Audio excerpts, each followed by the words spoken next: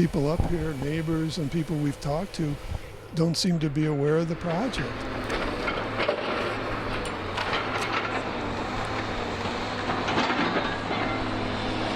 I think the people of this whole area, this isn't just a town of Arkwright issue, it's going to impact this whole section of the county and western New York. You know, it's a beautiful place. We're next to one of the greatest freshwater resources in the world, and they're up here destroying the watershed. So I think people aren't, until the first 700-foot tower goes up, people have no idea what's going on up here. And that's a concern, and it seems by design, the cover-up and the way the meetings are held and scheduled and no public there. Try living under one of them or near them within a quarter mile, half mile, day after day after day, and hearing the humming and feeling the vibration, the infrasound. You don't even have to hear it, it's felt. The reason we're here is to educate the public about the negative impacts of wind energy. When you're living in a residential area with industrial wind turbines, it's critical that you know what the negative impacts are. The wind power companies didn't tell us. Our town boards didn't tell anyone. So who's there and who's responsible to educate everyone about it? We are, the people, and that's why we're here, so people are aware of what's coming. If you weren't a host landowner for the turbine, you were totally left out of the picture. You didn't have no clue what was going on with any of this. Just say no. And that's why we're all here. The local people should have some say in this too. Anything that's going to impact their lives to this degree should be something that they could have some say in it. We're here to protest the windmills. We don't feel that the taxpayer should have to subsidize wind power or any other form of power. Any power should stand in the free market, and the test of the free market will determine whether it's worthwhile and efficient, not politicians in Albany or Washington. So much of rural New York State is going to be converted to these utility scale projects, and they're not going to make a dent to mitigate CO2 levels or anything that hasn't proven to be the fact in other countries that have invested so heavily in these industrial scale renewables. And I just feel like we're going to leave a horrible, horrible legacy for the next generation, a massive cleanup when they realize these things have failed, that we were sold a false premise that they're going to save the day, and all they've done is destroy communities, our rural agricultural lands and beautiful, pristine rural areas. It's senseless.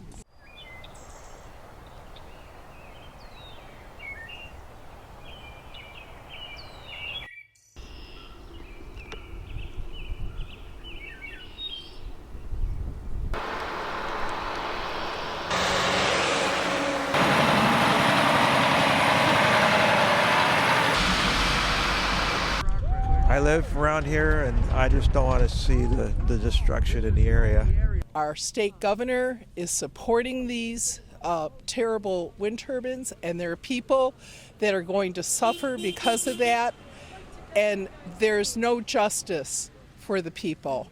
I'm just here in protest of the whole project. You know, we moved up to this area to have a little peace and quiet and enjoy nature, and obviously we're not getting that now.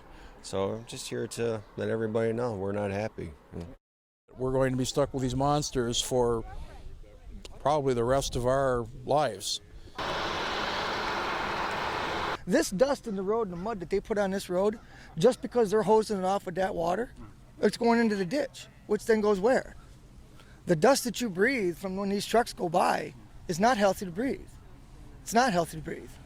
It's cement dust, it's limestone dust, it's silica dust, which is very, very corrosive and once it gets in your lungs, it never goes away. I ran concrete mixer for 14 years, and we used to wear dust masks with silica dust for silica fly ash. You breathe that dust in, it don't go away. And it's the leading cause of lung cancer. We kind of got railroaded when it comes to the wind farms and the turbines. and I just don't want to see from my back window looking at a 500-foot tower. I think it's too big, it's too much. I think there are better alternatives, and I feel like we got kind of sold out by our town board is basically why I'm here. I'm just kind of angry.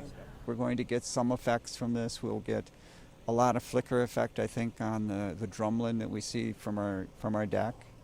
The sounds that you don't hear, those subliminal sounds, are very harmful to children. And they've just gone ahead with this, the government-funded business of putting up windmills without really checking into the local community and what they thought about it and what the intelligent people who have researched this understand about it. Industrial wind turbine project does not have a place here. The setback requirements are not adequate, and the homes are too close, and there's a growing stream of evidence is pointing to the fact that there's adverse health effects and environmental degradation. Our town was never notified as a populace. It was behind doors, and if you didn't happen to go to a meeting, you didn't know what was coming.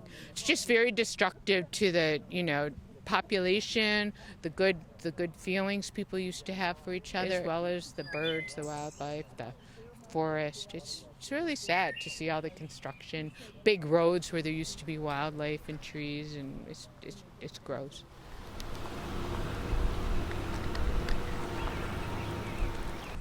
We're protesting these turbines, wind turbines. We don't need them. The power's not for here anyway. It's just costing us money that we can't do with, can't handle. Went to some meetings, tried to stay informed as much as possible, but there was a lot that was left out, a lot that we didn't know about right up front to the public. The turbines are very unhealthy close to humans where they live. The sound is attenuated within the walls. So besides that it's not true green energy, it's doubly subsidized, it's non-storable energy. It doesn't run in the worst weather and the hottest weather. The shadow going through people's homes, I couldn't stand that. And the noise, and even causing the vibration in the walls, that would be horrible, and it's causing mental health problems, and so I've completely turned around on how I feel about them. But apparently it's too late for this area, but should stop it for other areas. The public was never notified on these, exactly how big they are and the impacts that they were going to have, and they are industrial wind, they're wind turbines, and they don't belong in a residential area. They could have come to this community and said, well, we will do this in an open way, open meetings. We will let you help plan the whole process here. But it became divisive, and then working in secret to remove certain people and then resculpt all the decision makers in the community. So you end up with, at least 10 provable people that were receiving funds. Some of the townships are apparently conflicted in interest, where various town municipal officers have been identified by the New York State Attorney General as having financial interest in the wind farms. They're hiding. This is all lies, and they're hiding, and it's just a few people that are going to make money off of this, and there's not going to be a return for people that are going to suffer the consequences of these wind farms once they're put up. They started sniffing around here and finding landowners to take that 20 grand a year, and they're hearing money. You're going to hear them. A few years ago, a company approached us, and they were trying to convince us to clear some of our property. Not knowing too much, we said, absolutely not. They offer you money. So if you are in need and you don't read the small print, you can fall for it easily.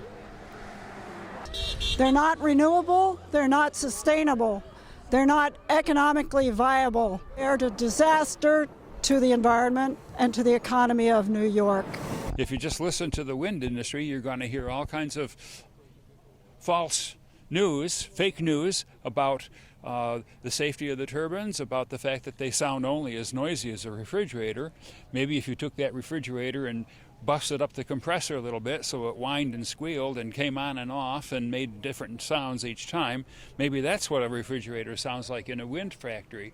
But if you listen to the wind companies tell you, they think that builds stronger communities. Right now we're seeing communities anything but strong, any communities coming apart because of the stress that the wind companies put on the environment. People who love their environment can see what's happening when they're clear cutting the forests and trampling over the wetlands.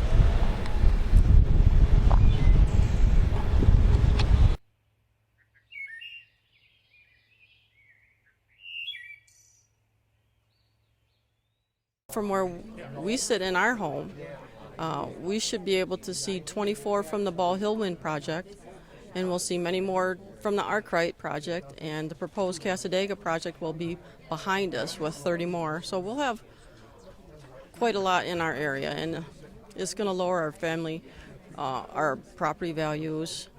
It won't be home again.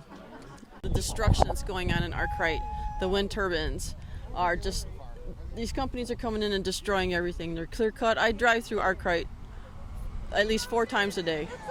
It's just heartbreaking. And 500-foot turbines are skyscrapers. We don't need skyscrapers in our community. That's not why we moved here, and that's not why we stayed here. We love it here because it's beautiful, and we want to keep it that way. We don't need this here. They're worthless. They're anti-green. They're full of oil. It's not Arkwright. It's not Arkwright. If we had known this was going to happen, we never would have bought here. This is like a sick joke or some kind of worst nightmare to bring something like this into an area like this. You can't turn Lackawanna or Love Canal into a beautiful place like Arkwright, but they're turning Arkwright into an industrial site.